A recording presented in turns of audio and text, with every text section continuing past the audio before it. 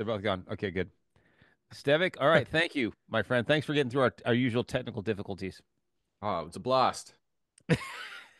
It's just part of the professionalism we are going to offer you. Well, Where are you at? I'm in Minnesota. What took you? What's taking you to Minnesota? You live there? Yeah. Well, it's a long story. Well, let's hear it. Um, We have 57 minutes. so it's all about Outback Steakhouse. I've become an activist Yes, effortless. and I'm campaigning against their cultural appropriation. There's no such thing as a Mm. blooming onion. We don't drink Fosters. Someone has to make a stand. So I thought I should represent Australia. I've had this Yeah. conversation before, Yeah. I I bet you really hope have. that you're serious especially the because Fosters. I don't know what happens, but I go there and go, I'm not going to say anything. And I have to say something. It just comes out of me. It's this impulse. Like, what is that sign? You know? oh man, Uh, that's a bummer to hear about the Fosters thing though. For sure, I could have swore that was real. No. well, I think the slogan was it's Australian for beer, but that's what we just tell everyone else. Perfect. Did you Inside have did you insider have to information go there. did you have to go that far north to get to an Outback? No, I'm actually here because my wife's a neurologist and she got a gig at Mayo Clinic, which is Oh, it's awesome. like it's an Yes. epic hospital here that does crazy stuff. So yeah, she's kind of doing that and I'm here. And it's yeah, it's unusual, but Well, I wish I would have had her the other day because I went to see a urologist. First time. It was just me. He went to see me. urologist? Urologist. No, neurologist. I'm talking Neuro. Oh, about sorry. Oh, yeah. he didn't see me. No, sorry. Yeah, sort of Well, close. yeah. Yeah. Okay, why did you see a urologist? Just it was time. Yeah. Oh, okay. It was time. Was it your urine? You was it burning? What was going on? No, no, I just want to get my ass fingered. Um, Do they Oh, they don't do that anymore though, do they? yeah, they oh, yeah, do. yeah, yeah, yeah. Yeah. Oh Yeah. God. With the gel. The thing is that bummed me out the most is that the urologist had never seen the movie Fletch, so all the jokes were falling flat on him. So Yeah. didn't work. I'm Yeah, sure I he really saw appreciated the jokes too. Just He just is like this, like, I don't know what you're talking about. I'm like, you never seen that movie? He's like, no. I'm like, how old are you? I'm like, don't answer that. You hmm. just don't get it. I saw Fuck. recently there was a meme. I don't know if it does it justice to explain it, but there was a doctor like putting on his gloves and he's like, "Okay, Stephen, it's natural to get an erection during this process." And the patient's like, "My name's John," and he goes, "I was talking to myself." Awesome. That's awesome. Yeah. Oh man. So you're how long are you there for? Well, I've been here almost over a year now, Oh so it'll wow. be 2 years in total, and yeah, probably it's gonna possibly continue on. So yeah, I mean I've realized being here that I actually live in my own head. So it kind of doesn't matter where I am. I could be on Mars, I think. But it's actually a beautiful little spot, super quiet. Like I feel like I'm in that movie Pleasantville. Mm. Um, What city are you What in? town? Yeah. Rochester. So Oh, I know it's exactly where you're at. about an hour from La Crosse, which has an incredible guitar shop there. Beer. Yeah. Oh Uh, yeah, and guitars, but Yeah. beer. And beer, yeah, right near the brewery. It's got this bloke, Dave's Guitars, it's called. He's got every Fender and Gibson that's ever come out. Like That's on the main street, right? I think so. I don't know I what. know the. No. I was spun out. I'm like, there were headstocks and stuff I'd never seen before. Um, yeah, so it's yeah, it's unique. And I'm just yeah, I didn't expect to be here so long, so I didn't bring a lot of gear. And I've got this new webcam, so if I keep going out of focus, Mm, there we go. Is it Logitech? No, it's Logitech, I think. If I keeps going out of focus. No, it's this one that hangs down because I'm doing this facial recognition stuff where you animate things and it That's why it's there. But it's trying to be too clever. It keeps. Anyway, fuck. That's boring. No one's gonna. Can I say fuck? By the way, I Yeah, Yeah, haven't. fuck it Okay. up. Wait, absolutely. fuck. Yeah. Have you been to the Spam Museum yet? It's super close. Spam? Yeah, like the product Spam. There's a Oh museum no. like an hour away Ah, from you. yeah, I think someone told me about that. Yeah. Is it good? Spam's not, but the Yeah. museum is not either, I suppose. It's just like Yeah. something that exists It's a for the Yeah. novelty, I guess. it Largest kind ball of of twine. it looks like dog food, I reckon. Yeah. Yeah, Oh yeah. and it gets that gelatinous. It's a war ration at Yeah. best. Yeah, yeah. Yeah. Can I talk about your life real quick? Yeah, of course. Dude, that's Besides good. Minneapolis, Minnesota, Yeah. you mentioned the facial recognition thing, so I thought I'd kick us off into what I found out that you're doing recently, by Mm. which I would assume we can talk about the product that you're hawking, which is Yeah. fucking genius. In the video that I just watched, yeah, the This parallel product. realities, yes, yes, the parallel reality switch, which I watched a 6.5. You got t-shirts and everything. Yeah, Fuck man. yes. It's a full-on corporation. It's going to change the world. It's incorporated. So Yeah. what are you doing with the facial? I mean, I know that when I dived in after watching the video that I watched, which we'll link in the comments below on YouTube for you to check out, the I dived into deeper. I was like, is he animating this? What's going on? And then you just mentioned the facial recognition stuff, so I would assume that all ties into what you're doing currently, right?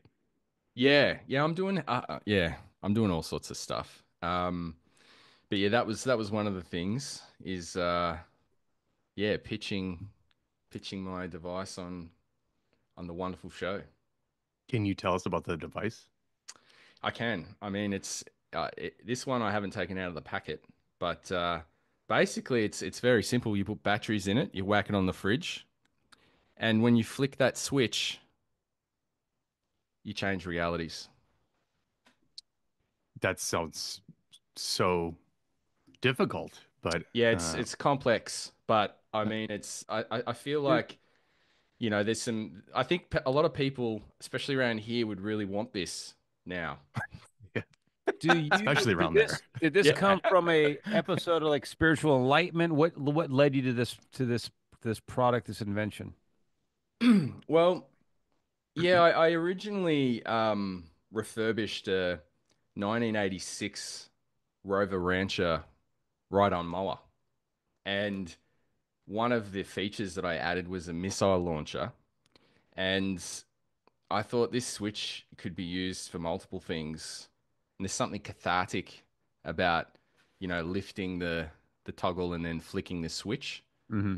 Um, and then I thought, I wonder if I could revolutionize science and make something that just changes realities to help people who have regret. Yeah. And that was the start of it. Yeah, yeah. It's interesting though that I guess for people who have trouble defining or maybe even believing in the idea of parallel universes, it could be just really good mood enhancer, like a mood changer. Like, I'm in a shitty mood, but if I hit that button, things are gonna really turn around for me. Yeah. Yeah. Yeah, I want to develop a sort of head-mounted version. So when you're talking to someone, Hmm. you just Just fucking get out of there. yeah, yeah. Can we just make that an on and off switch instead? When you get trapped in those stories, like Oh yeah. sometimes I find there's a kind of point where I stop feeling weird and I start really enjoying it. Like when I'm locked into one of these crazy stories that just goes nowhere. I remember talking to a bloke about Canara heaters for way too long, and just his passion and just complete obliviousness to how fucking boring what he was saying was became amazing, and it was one of the best conversations I think I've had. You just settled in. Just I love it. settled in. Yeah. Yeah, it turns the corner and it's like Corey Feldman, you know? It's like it's just so fucking weird. It becomes you can't look away. Yeah. You know. Yeah. Did you there's happen to a see him recently on that Limp Bizkit tour? I don't know, but like, did you see it? Yeah, it was called, what was it called? What, Loserville or something. Loserville. And Yeah. he was like, no, it's not. It's loss, loss of ill or something. And even like just messing with Loserville and just selling it deadpan. I want to believe he's genius and he's everything is just, it's just perfect. Like Mhm. he's a treasure.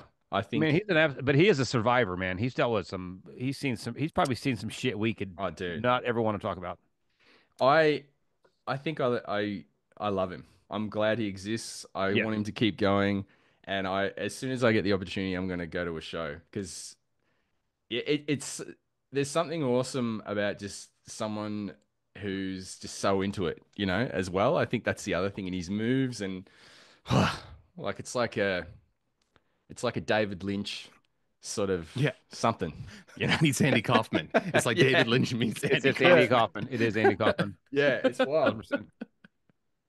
Oh fuck, I'm dying. I What's that did song? not It's expect to be talking about him right now. So this is yeah, great. it's It's Come I Be was Yeah. gonna give King. I was which one which one something about angels? Talks to angels? No, that's not. Fuck, I know the song. Are you talking about the only one that's been like played on television? Yeah, and he gets him to chant before he comes out. I'm the comeback king. Yes, Something like yes, that. Yeah. Yeah. yes. As soon as I hear it, it's in there for ages and then it disappears and then it'll be back. Is the It's actually called Comeback King. Yeah. There's a is your song called "What's Up with the Youth" too. Play on What's up with words. you? yeah. I mean, he's a philosopher. That's a good point. The guy's fucking on it. He's on top of it. That's Yeah, yeah. amazing. Back to your product real quick. Is it through Yep. the development stage? Is it ready to go to market? What's the story? What's the timeline here for it? Well, I'm waiting for the first shipment. This is a preliminary version, but this Hmm. is what it will be. And yeah, it's ready to rock. It's going out there. This is going to be my crowning achievement. The greatest thing I've ever done. It's gonna create generational wealth for your family. Yep. Yep. Where's it? What's your price point for it? What are we looking at? What's your cost? Oh, I mean, how long's a piece of I mean, string? I don't know, actually. What do you reckon? How much should I sell this for? If you saw that, I mean, forget what it does, which yeah, is yeah. groundbreaking. I want to make it available to everyone, so I'd say probably put it in the range of 9.99, less Oh, than I ten was gonna go dollars. 19 to No, 20. dude. Listen, we want to get every economic background available to it. That depends on the amount of distribution and how many units you're making. So are you selling Mm. these online? And is it like how is the casing made, for instance? It will be Okay, if you're sold. selling it online, sell it for 19.99. But if you're selling it at Spencer's, because you're dealing with the competition is pretty fierce for things of that nature, 9.99 is a good price point. I think direct. And I was thinking 19.99 direct, just Yeah. because of the engineering involved. There's patented, like I pointed out on the back here. We've got trans-dimensional interface protocols. We've got multi-dimensional translocation technology. There's a lot of shit in here that Yeah. you can't just give it away. Dreams. I mean, you literally are capturing the souls of other human beings. No, you don't. You don't want dreams. You don't want intentions. You want goals. Yeah, exactly. So let's talk about that comic. Yeah, that's right. Hey, I'm impressed. I was like, Yeah. I like that idea. Like, yeah, It came from you, my friend. yeah, I know. No, seriously, I want to get back. I want to get into your multimedia background and Yep. just that seems to it's a lot. And we're like kind of like we're both downstairs looking at this going, when does he have time for this is amazing.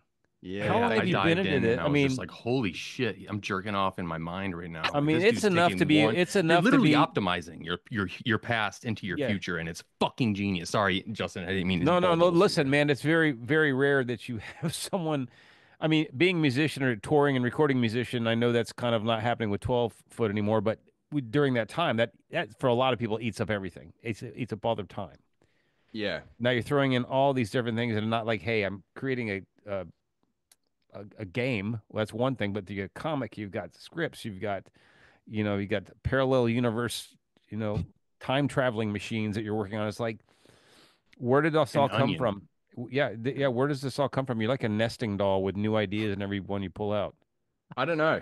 I honestly don't know. I think the touring, there's a lot of idle time touring.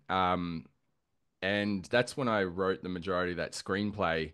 Hmm. Um, we were in Russia, uh, and Ukraine, when I did a huge chunk of that. And I don't know, something about, even though it's weird, even though I don't get out of the tour bus, I I like being in a different place, which kind of doesn't make sense, but No. something about it. I don't know, maybe it's, some frequencies or some shit flying around, but I get inspired when I go somewhere different, even if I don't actually leave the house.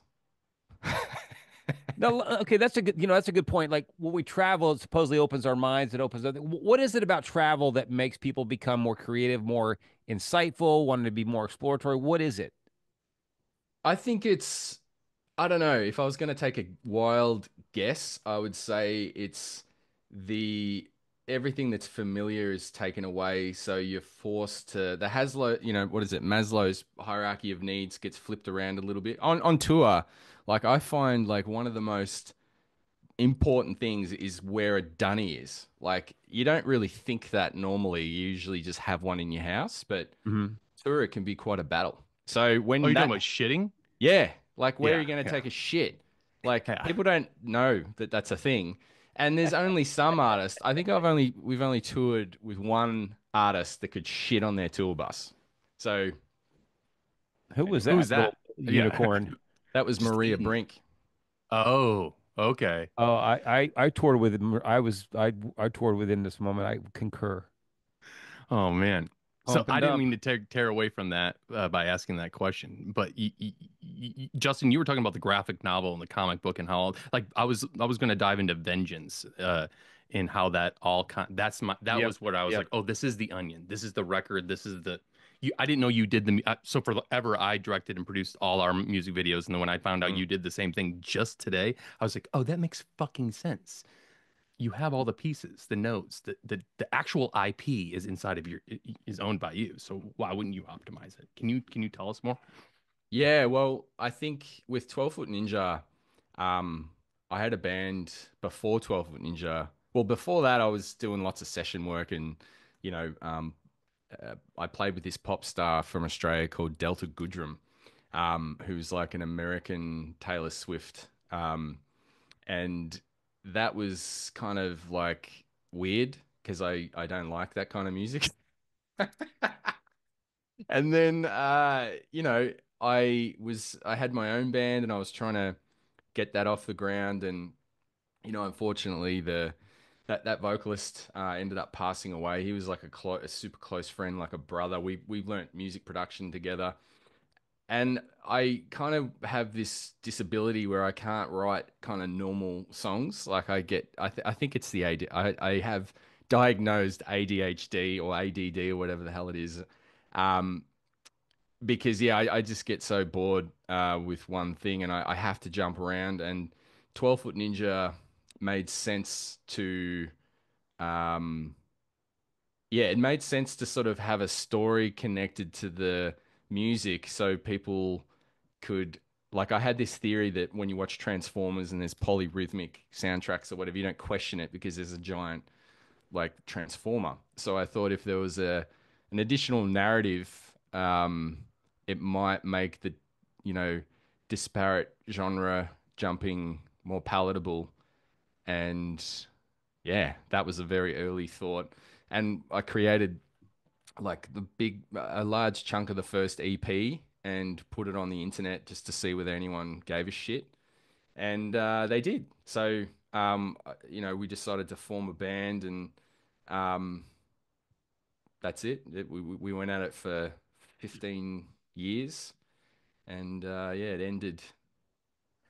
I think it's interesting though that you Well, you guys. indefinite hiatus. 'Cause Nah, Yeah. nah, yeah. it's done. It Okay. is Well, it's done. it's it's interesting though that you finished the band with an acoustic record, right? It's kind of like that. That seems to be kind of like your swan song is kind of a just gentle record. Yeah. Well, I mean, the acoustic stuff, like I started playing acoustic guitar and Ro, the other guitar player that joined after Silent Machine, he's a great acoustic arranger. He does heaps of arrangements on the internet and whatever. Um, and it just seemed like a natural thing because he was already doing cool arrangements. So, Hmm. um, yeah, and we did when we toured the States, we did a lot of radio shows, and that's kind of like whip out an acoustic and go for it. And we always sort of approached it that we didn't just want to play like what you would play on an electric guitar, but on an acoustic guitar, we wanted to lean into the acoustic arrangements more. So I guess after doing that and a few performances, people would often say, I like the acoustic stuff better. Or like if you did that, I'd buy an album and that was percolating. And so originally I can't remember the exact timelines, but I'm not sure whether we intended it to be the last thing we did. Just kind of ended up that way. Hmm. Hey, let me ask you. We had Winston on from Parkway not too long ago, and we were talking about the idea, like with their last record, some of the songs feel very inspired by where you guys are from. With Vengeance or Outlier, does the environment of Australia and like what it represents? I mean, does that play into how you guys sound? Just some of the sounds and stuff you guys did? Yeah, I think that's an interesting question because I've heard this a lot, but mainly from people outside of Australia, that Australia Sure. has a particular kind of aesthetic or sound that It's kind of mythical to a lot of people who've never been, or right? yeah, maybe that's it. If so, honestly, it's not a conscious thing. I think I think I watched the Winston thing. The Parkway dudes are legends, and they Yeah. deserve all the success they get and more. But I think the I think it's the shared media. Like I think he said he was born in 82 or something. So growing up with Australian television, we get certain American shows syndicated, some we don't get. Yeah, we're all kind of consuming the same uh, stuff, and the same world events are affecting people. That would be my attempt at trying to go, why would there be some kind of like personality that's coming out in output? I Hmm. would I would guess it's just probably a function of growing up in a weird place. Like our Aussie TV in the 80s was weird. Like it's like some of the stuff that used to happen, like you'd just be like, What? What is this?"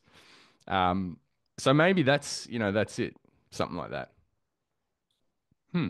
Just curious about that. I mean, obviously And there's we drink petrol. That's the other, yes, like yeah, yeah, as a young yeah. age, we maybe that's it. We're very flammable. That makes a lot of sense now that I think about it. Uh, Yeah, that's why Parkway they're psychos because one wrong move and that's it. Yeah. we Winston, were talking. We were talking about their flames and their dude, like. I was like, how are you doing that? Like, are you just like slathered in that whatever they call that shit that it doesn't catch on fire on your body? And what is going on? He's like, no, dude. yeah, Where do you get all that fire? it's bloody impressive. Like, and yeah, it's a huge thing. And yeah, it's just incredible to look at Parkway, from bloody sleeping under vans and to just dominating. That trajectory is so inspirational and admirable. And yeah, I think it probably helps that I don't know if they do drink or not. I don't think they drink or anything. That probably helps. Alcohol doesn't I think, necessarily. well, it seemed to be like, we were talking about, they still, in the eyes of America, they still seem like this new band. I'm like, they've been out for 2 decades, man. There's nothing Yeah. new about them. But I think when they had that kind of internal issue years ago, Mm, and then when they kind of said, hey, we're going to move forward past this and become brothers and friends, and this is all going to be equal now, I think that's when it really hit because now they all had a common goal, right? yeah. It wasn't about individual like financial gain or whatever. It's like we're gonna make this band fucking massive, and I think that's when the idea of doing Mm. what they do now came to light. Yeah, and that dynamic is rare. Hmm. Mhm. I think that's why I reckon a lot of the acts that have the most longevity. They're either brothers, sisters, you know, or they were really good friends from high school. You know, they had this foundational bond that was beyond the, you know, the superficial stuff. You know, that comes up with bands. Bands are weird. Like I said That to I was Al, going to ask. Just say why are bands weird? Why are they I weird? think bands are weird. I think I think they're I weird agree. because you know, if you take a band at its core purpose is to get a bunch of individuals together to play music, like that's not weird. What's weird is getting a bunch of random people who might be able to play instruments to then start a company, you know, and then go, all right, we're going to handle finances, we're going to do marketing. None of them have any fucking idea about any of that shit, and yet you're doing it, and everyone's Yeah. it's bizarre. It's kind of like saying we're gonna it's like going to McDonald's and like collecting the fattest fuckers that you can find and going, all right, you're all gonna be an NBA team. Like, you know, it'd be amazing to watch. Doesn't matter if they can play. It's just because we're a group. You know, I Mm. think that's the bizarre thing. So yeah, and I mean, it works when everyone has a lane and they can stick to it and they're not weird about it. It works when there's like a strong bond, but I think when it hits a sort of when pressure comes in and financial stuff and the wheels can fall off. They Yeah. often do. They certainly do. It's hard when you said something so pragmatic in in what the weirdness of a band is like maintaining a lane. If you're Mm, not, like you said, these things where it's just kind of an unspoken, you guys, your personalities work together since you were in middle school or whatever it was, you know, when you're getting together as most times adults, you know, you're out of high school at least, you know, and then it's like you're trying to get anybody to pay attention, mm, anybody. And then they start to pay attention. Somebody starts to pay attention. Then you're like, well, we need more. So you're trying to figure out ways to get more. That's whether that's opening up for other bands or just doing a lot of annoying shit on the internet or in after shows passing out flyers. And then you sell mm. out a room at home that's pretty marginal. And then you're like, okay, now other people are paying attention. How do we maximize that so we can get somebody else to do this shitty fucking administration work like a manager, and they're not going to do it unless you're earning money, and that's when the lanes come in, Yeah. and it can be so unless you have like it, you've had conversations and you feel so extremely close with one another to say, yo, just play the fucking drums, and that Mm. person's like, okay, cool, got it, you know, uh, Well, I think that's one of the complex things, you know, and we experienced it with 12 Foot Ninja, and I know so many other bands, you know, who have gone through the same thing. Is there's a weird scenario that I don't even know whether they've coined. Maybe it's the something of diminishing returns or whatever, but what I can't remember what that turn of phrase is. But the concept of the bigger you get, the greater the demand. And what happens is with the greater the demand, you need more personnel to meet the demand, but you keep chipping away at what you were getting, and you end up bottom of the pile, and you can't even justify doing the work you need to do in order to do the work you're supposed to do. It's like this weird ass super backwards thing. Yeah, and I mean it doesn't help that music is kind of free. yeah, You yeah, know, it certainly doesn't. like it's and I mean there's no going back. Like you know, I embrace it. But I think it's we're in a bit of an adjustment period of how is this gonna make sense? How can how can you get a group of people capable, and I know the answer to this as soon as I'm asking the question, how can you get a group of people together that can do what is required to, like, you know, make an impact? They have to be like less financial risk, less, you know, they can't, it's hard to have families. When you're younger, it's easier. You know, I think Yeah. getting older, like over that span of 15 years, responsibilities change and that just compacts and compounds and expands the pressure. Mm. You know, and it can make it a bit tense. And ironically, one of our uh, videos starts with this skit about being busy. The gag behind that is that everyone is busy and there's no metric for what actually is busy. So as long as you say you're busy, it's like, well, I guess he's busy. Yeah.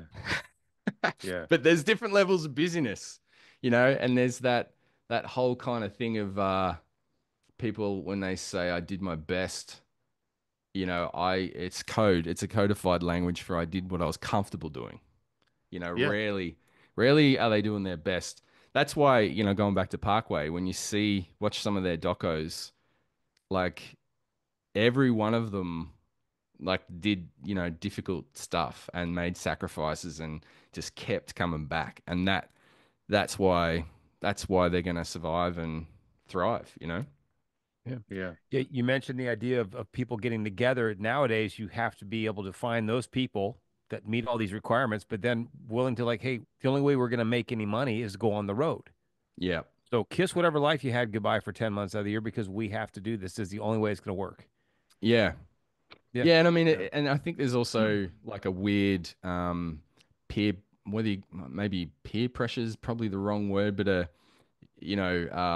this expectation that you have to like if you don't tour, or if you find the conditions, or if you're a parent like leaving your child, you might feel weird about that. Like you kind of get made feel guilty, like having those, FOMO. Yeah. Yeah. you know.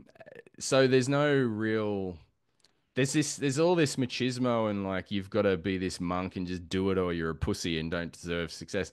But it's like there's not a lot that you get back from it when the novelty wears off of tour buses and Yeah. world tours and stuff. That does wear off. And then you've got to be like, what, am I going to come home in debt because of this shit? Like, yeah, it could be a downer, but I think that's why I keep returning to what is the point? Like, and I think music ultimately, and another thing to add is when I was trying to look into this and understand the dynamics of playing with musicians all coming together in this band concept. Like there's extrinsic and intrinsic motivation, and you don't know, like I think there's a lot of words that we speak on the daily that we don't actually stop to just check whether our definitions are aligned. Like busyness, like what is busy, like you'd stop work at 6 because you've got to watch Game of Thrones, is that still counted? Like what is busy? So I look at it like some people want to look like rock stars and get off on feeling like heroes. Other people want to like you know just hear their own creation come out. Like everyone is motivated by so many different elements. It's almost like you need to do a bloody Myers-Briggs psychological evaluation to establish how likely am I to be able to integrate with these people and vice versa. It, I think it's is there something in this drink? you're doing a great job. Yeah. You're doing a Sorry, man. great job. Sorry. Uh, Yeah. Peyote.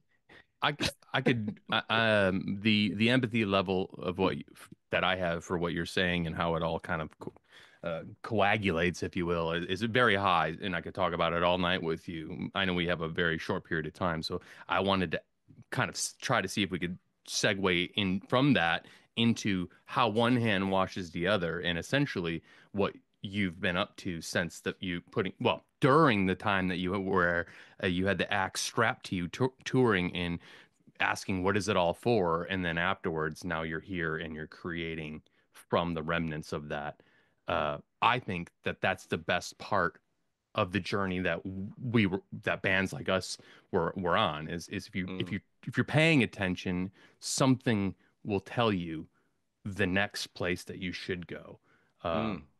You're And right. yeah, it's more or less, it could be, some people call it drive, but I think there's something more divine around that drive. It's yeah, I don't know. Was there an aha moment for you, I guess? Yeah, I mean, I found the just the wrapping up, the natural death throes of ending a long-term thing pretty discombobulating.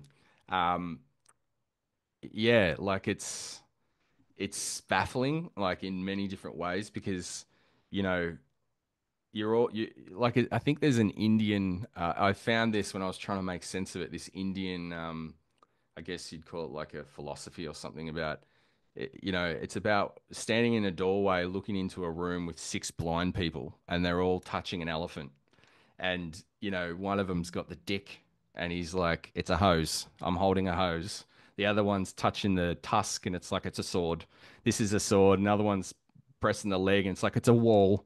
And to them, it is a hose, a fucking sword and a wall. But to the one at the door, it's like, it's a fucking elephant. I don't know if I told Yeah, that. I'm dude. not Yeah, I sure that know. was the direct Indian translation, but it was something like that. I sort of, I guess my point is something can happen and everyone's got a different perspective. It's like the old lady or the young girl, like that picture, like the, what do you call it, you know? Um, Yeah, yeah, yeah. It's fuck. It's not a schooner. It's a sailboat. Is there's another version of it from Mallrats?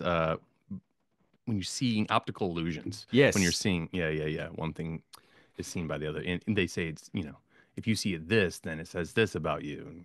But exactly. When you guys called it a day, was it a group decision? Was it amicable? Was there like some tension, or was it just basically, hey guys, I think we've run our course here? Look, I'd love to say that it was like casual and we just, you know, said it and it's like, all right, your shot and we finished the game of golf we were playing together or something like that.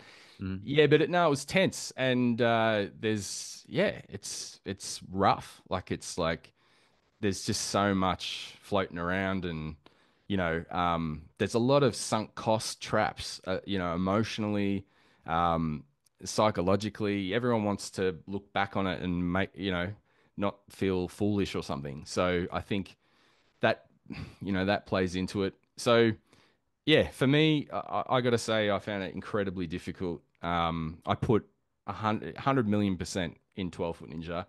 And yeah, but I mean, I have total peace that, I largely, was responsible for calling it. There was agreement after that, but it just became untenable. And a large chunk of that's the business end. Mhm. Mhm. When you realize that like no matter what, like it's not, it's just going to become difficult to do this.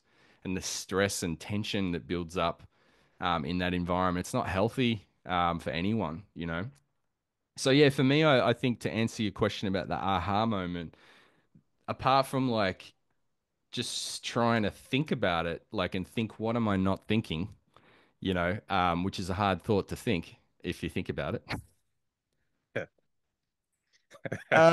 You end up sort of going, holy shit, what makes me happy? And like Joseph Campbell, the guy who coined the monomyth and the hero's journey, and he's one of the first who's observed a lot of recurring narratives and arcs in multiple religions. He said you got to follow your bliss.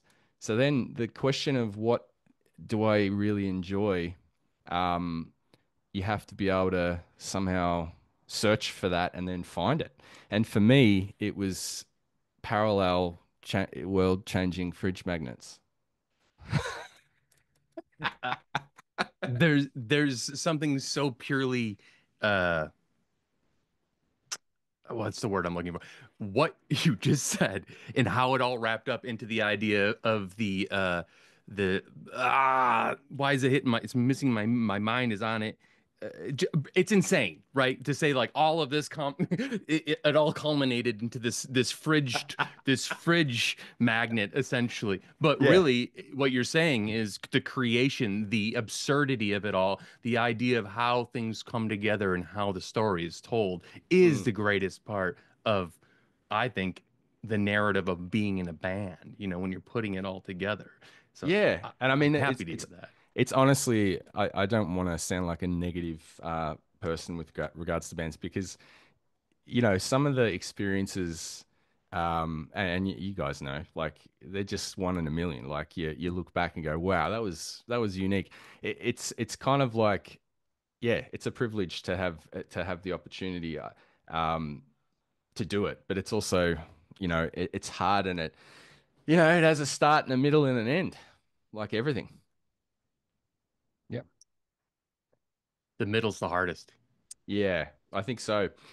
Yeah, and I mean, this Shiprock thing, like coming out of the blue for me was just that was like a weird. That was a weird. Were you familiar with this before you got the I've invite? heard of yeah, I've heard of Okay. Shiprocked, but I mean, like, I mean, your partner would be able to corroborate this. Cruise ships is not a thing that I've really seen much of in Australia. Like it's and then the idea of like putting on a festival on a like it's awesome. Like I thought it was bullshit when I got the email. I'm like, someone is spamming me. And I called, I think it was Al, and then I would have sounded really suspicious, like who is this? Yeah. And then he just talked about it. I'm like, this is one of those weird serendipitous things that came at a really good time. Um, so yeah, I appreciate it. I think it's awesome, and from what I can tell, like everyone who performs on on this in this event, all say you've got to do it. It's this very unique camaraderie, and yeah, I think that would be great to have a bit of that. We're very stoked to have you, man. When Al was like, "Hey, guess what?" He told me that you're going to be on, and I was like, "That's fucking perfect." And then immediately we went to the songs that were coming. We were thinking like, "Who's gonna?" I'm like, "This is the fucking guy." I toured with him. I know what he's capable of live. This dude is the guy. So it was. Thanks for taking thanks for taking the leap of faith in the email Ah, and calling Al back. We're stoked. You're gonna have a yeah. fucking blast, dude, and I'm So camaraderie all around. I'm with looking your forward to it. creative mind and the things you work on, are you familiar with Leo Moracchioli from Frog Yeah, Leaf yeah. Studio? Yeah, I did I a could see you song. guys you guys working on something that weekend coming up with something because he's done like created taken our guests and created music videos using them as actors in the video, recorded done all on within 5 days. It's like insane. And I'm He thinking, is, man, these two could probably knock something out together. yeah, Leo. Yeah, Leo and I met Oh, one. your I think it friends. was Okay, good. at NAM. Yeah, and then Yeah. he played my guitar for a while, the Shuriken Variax, and then he's used it in a bunch of videos. And then we did a song together. We did "Here Comes the Sun," which happened to end with the Mexican hat dance while we were in Lithuania. What? That's So random as shit. yeah, but Leo, I'll tell you something Leo told me that I've told a lot of people because, apart from the fact that he's a Lego fan, which I am as well, he he said something that I'm still struggling to rise to. He just does it.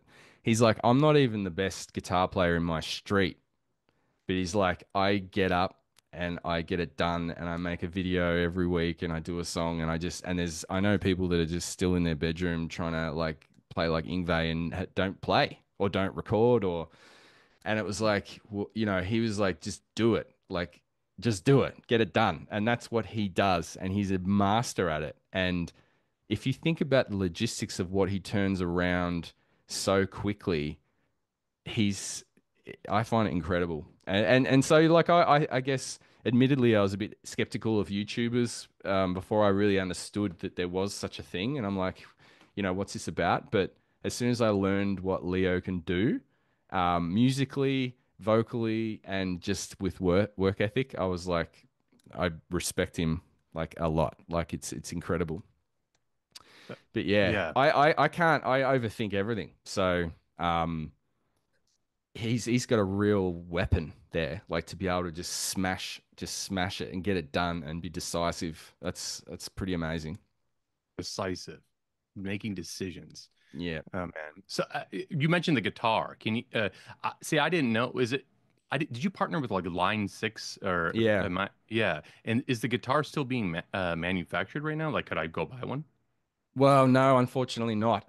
We had a couple of good years, and then the summary of it is that there's a DSP processor in it that's obsolete, and it's Oh, not like a bit of kit you just swap out. It would require a complete overhaul of the entire programming and in the end, it just became difficult. COVID, I think, really was like a knockout punch for a lot of MI manufacturers, especially guitars, because everyone just went, I'm going to learn guitar. So there was a bottleneck because at that time I was like I went through the prototype stage and designed 4 non variac shurikens that I've got on my website, and the minimum order quantity like doubled, like everything went up, and freight just the cost just became so prohibitive. I like had to pause the whole project. Line 6 copped that as well. There was a couple of issues with different components. You know, swapping manufacturers, and they swap out one ingredient, and all of a sudden you know, that can cause some issues that have to be fixed, and then there's recall, and then yeah, fuck, it's a nightmare. And then a ship gets stuck in a canal and you're fucking all Yeah, fucked. Yeah. exactly. Yeah. Yeah. When So I mean, when you were creating the guitar, who were you trying to get in the hands of? What was your aim? What was your target audience as far as players? I wish I could tell you that I had a plan with that, but I just wanted to like it myself. Like that was step one. And if because I never like I love the technology and the concept of, modeling for instruments, and being able to tune any string like an octave above or below standard without affecting the intonation is wild. Turning strings off, there was 25 bass, models that you could manipulate. Um, the arsenal at your fingertips was incredible, but I never liked the way the guitars looked or played. I felt like they were, it was more about the tech selling the guitar, but I think Hmm. guitarists need a guitar that sells the guitar, and if there's tech, that's the add-on. So I think that was a bit of a battle. To try and sort of get that across. So I reached out to a friend in Sydney, Charles Cilia. He's a great luthier. Got the design down first, and I remember we had an Aussie guy, Adam Perry, who's got a touring bus company. One of his first buses he called the Golden Nugget. We drove it into line 6, like this 45-foot long golden tour bus, and I've come out with the prototype, and I'm like, this is what has to happen. And they were cool enough to do it. Wow. I mean, So yeah, that was rad. And then I ended up doing NAMM shows and moderating panels with like Vernon Reid and all of these amazing musos. And man. and what was really cool is people like Leo and the guitarist from the Doobie Brothers was playing the Jeff Shuriken. Baxter, Nah, Tom Johnson, nah, Pat keep going. Simmons. No, he Dude, plays how do violin you as know well. all their fucking names? Because I'm I'm a kidding. fucking Are I'm they a all in it? hippie. I'm Oh, a okay, hippie, yeah, guys. True, Oh my true. God, I can't. I'm having a mental, what do you call it? A brain fart here. I've said his name like a million times. I hope he doesn't watch this. There's one other cat that's a newer. Tom Johnston, No, not Johnston. Jeff Baxter. We say that John already? McPhee. John McPhee was the next Yeah, name I'm yeah. going down the list. So he played a shuriken with the outlier artwork on Jimmy Kimmel. What?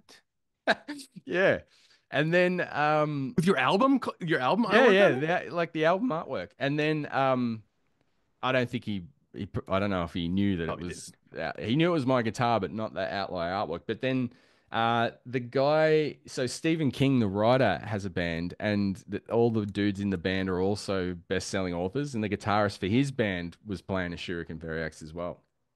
What? What? What? What? Yeah, So first of all, what? Stephen Stephen King's King has a band, band? yeah, the guy that wrote it. Who's on Oh, bass? Clive Barker. I mean, what the? Rock I have no Bottom idea. Remainders? Not Is that what sure. it's Could called? be. But yeah, Yeah. it's definitely Thing. Remainders. Stephen King band. So yeah, I bought the guy's Man. book that was played the guitar, and I haven't read it yet, but Wow. Stephen King Uh, band. Yeah. Thank you. I didn't know this existed until right now, which is it is. Well, It's all fucking writers. It's like a insane amount of people that are involved in this too. yeah. Yeah, and I mean it's a kind of cool concept. But yeah, the Yeah. other thing that like I found, like, and I think probably being here with just squirrels and stuff, I just went, holy shit, like everything that I've ever done, how, like, does that just live in my head now? Or like, how do I bottle this? Is it in the, like that was a weird existential uh challenge to go, what the fuck? I just did all this shit, and like I can tell stories about it.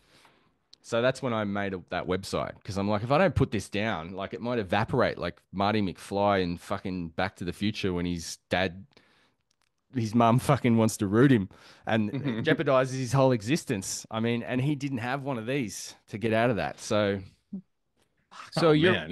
your website then that's collective of like your all your musical output, your creative output, your multimedia. That's basically this is just kind of like warehousing and showing people, hey, this is what I've done. yeah, And you can look on it and go, oh, I've done I all this, did but that. you're right. What does it add up to now? Where am I at now?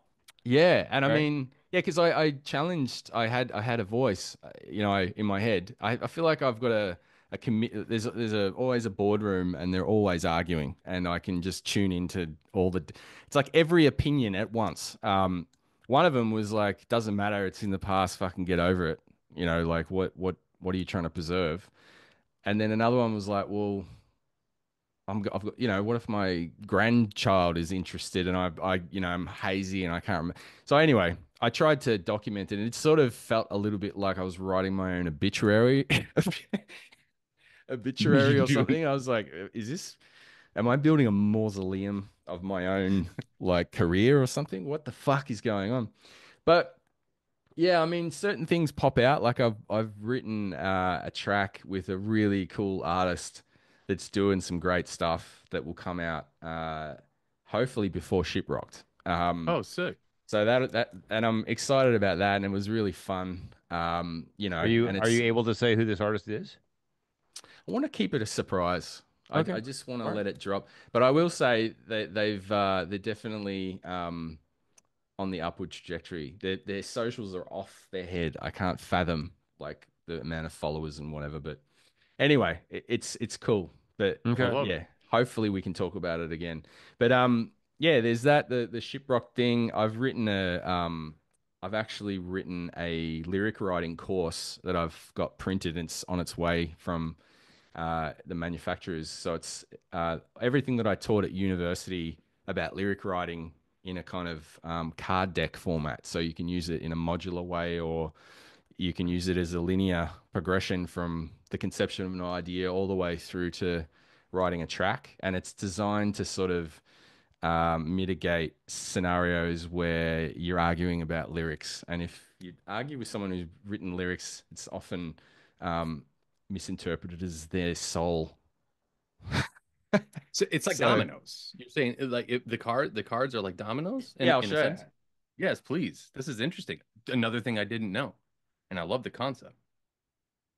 So it looks like this, Oh and wow. then you open it up, and Well, it's literally a deck of cards. a deck of cards. Yeah, I've written instructions, so it's kind of like breaking down all the key kind of things about what to do. So that comes in it, and Oh then shit. I draw the little characters.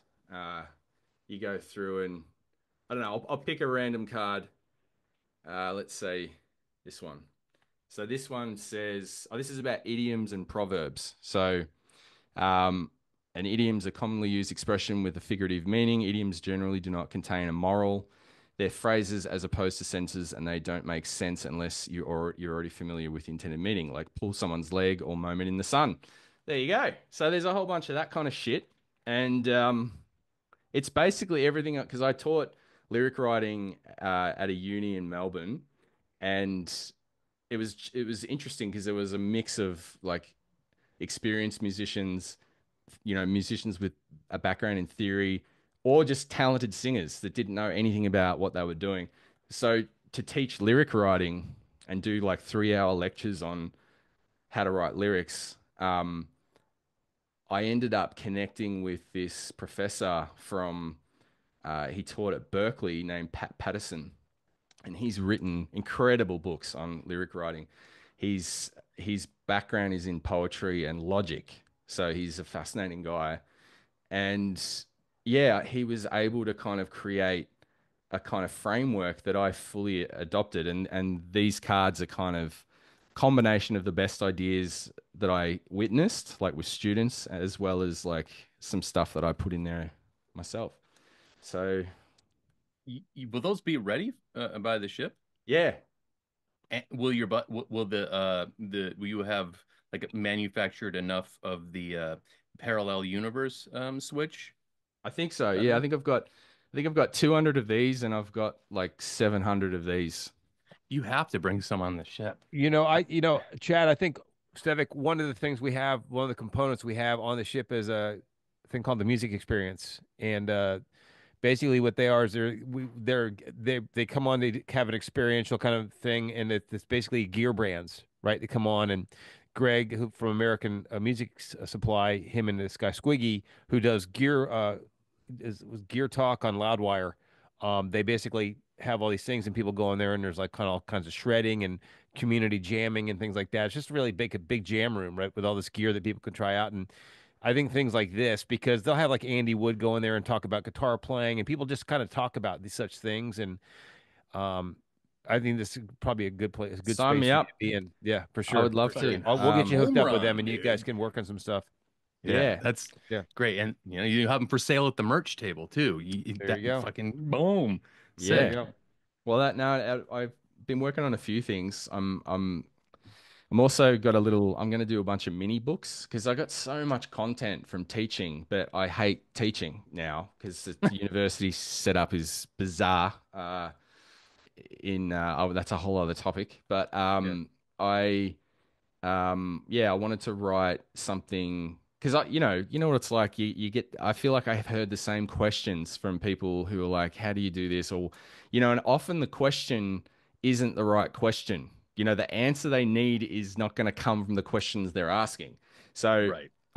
I have broken down something called the diffusion of innovation theory, which is something I grabbed onto that I've been teaching in context of music. It's usually like tech devices and stuff, like the adoption of technology, how it sort of permeates through like a culture, what drives it, who are the people that, the evangelists, how does that all work? But I think it really can apply to music and bands, and I guess become a valuable toolkit for people who are delusional, and perhaps don't know even how to challenge that, you know?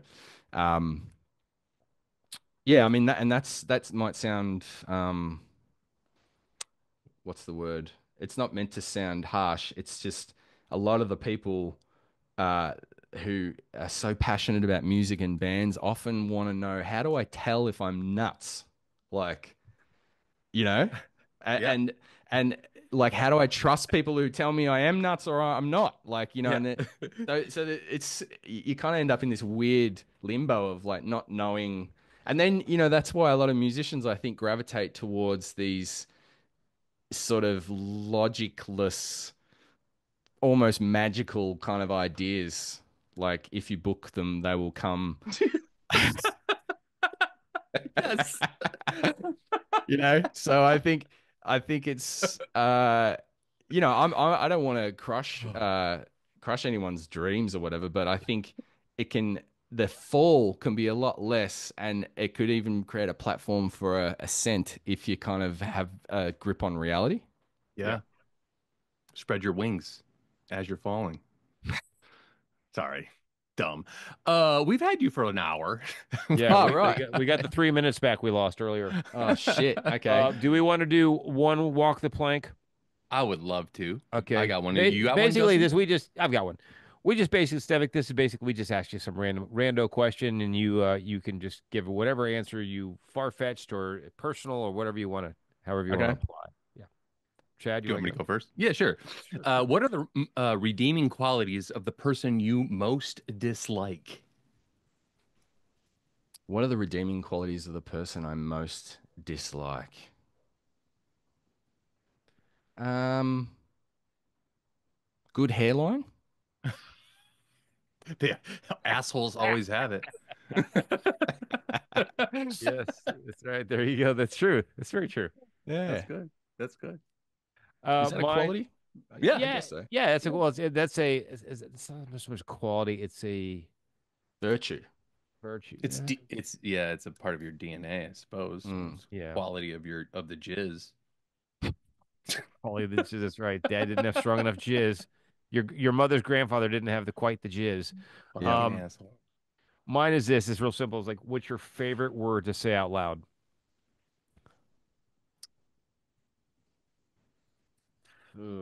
Favorite word to say out loud. Probably fuck, I There suppose. you But go. That's the gold yeah, standard. That's the I gold think it standard. is. Fuck.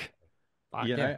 I don't know if I enjoy it. I think it's I think my if I was to choose a word, it'd be haberdashery. I'd be like, Then why not? it's a fucking what is haberdashery? Yeah, It's I good. mean, It's a fun word to say. Haberdashery. It's like having a cleanse, like a whirl. It's like the grammatical equivalent. just Um, smelling the wine, yeah, dude. yeah, yeah. Well, I was thinking of that Yeah. vanilla ice cream guy. He does that little lip smacking thing. Yeah, Dude, haberdashery. haberdashery is great. What do you think? I got a question to follow up Justin's fuck. On the fuck, do you think it's the or the that you think is the best part of the word? Yeah, I mean, I think the fricative of restricting the air to the fa to the guttural part and ending with a k, it's all three. They all play an integral part. It couldn't be like if it was k Calf. out. Yeah, that wouldn't be. Yeah. I wouldn't have said it's my favorite. I think because it captures the human emotion across the spectrum, happiness, anger, sadness, contemplation, disappointment. It's a tofu word. A Fuck. word that can be many things. Procreation. It Yeah. will basically you can read someone's what's going on in their life by just the way they say it. Yeah, Yeah. you can. Beautiful. Yeah. Anyway, that's a great way to end this. Fuck. Yeah. Fuck. It Fuck. was a fucking great episode. Thank you so much, Devik. We appreciate your time. Thank You're you the for man. having me. I appreciate We'll it. see you in shit less than 2 months now. How Yeah. about that? I better Yeah. start All learning right. some songs. Fuck. Listen, well, you've already had a Minnesota winter, so you're used to those now. Yeah, and I Yeah. apologize about the No, this is blurriness. great. This is great. It's I'm exactly just what we needed. This is exactly yeah. I didn't want everything. I didn't want everything in focus. There you go. See you later, pal. Have a great That's night. a great way to end right there, isn't it? Bye. Yeah. Wow. That's Thank perfect. We you. should end All it Thanks, right right, guys. there. perfect. Thanks, You're Love you, Devik. We dude. legends. appreciate See your you time, man. soon. Take care of yourself. Bye. Bye.